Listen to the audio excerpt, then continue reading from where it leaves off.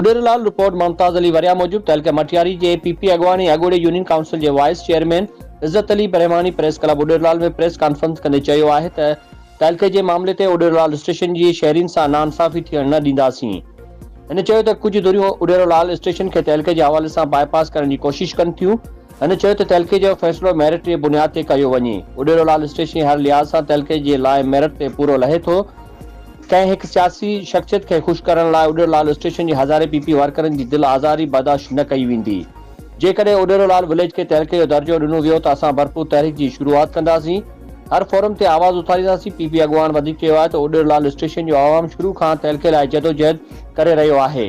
उन जदोजहद में कामयाबी ज़रूर मानींदासीं। हिन वधीक चयो त मुंहिंजे पीपी जे चूंडियल नुमाइंदनि अला क़यादत खे अपील आहे त उडेरलाल स्टेशन पीपी जो मज़बूत गढ़ आहे। हितां जे कारकुननि हर दौर में पीपी लाइ वॾियूं कुर्बानियूं ॾिनियूं आहिनि। पोइ MRD जो दौर हुजे या जेल भरियो दौर हुजे, हाणे जॾहिं कुझु फ़ाइदे जो मौक़ो मिलियो आहे त पीपी जे नज़रियाती कारकुन खे नज़रअंदाज करे मन मस्त माण्हुनि खे ख़ुशि करण लाइ हज़ारे पीपी कारकुननि जी दिल आज़ारी करण जी कोशिश कई पई वञे।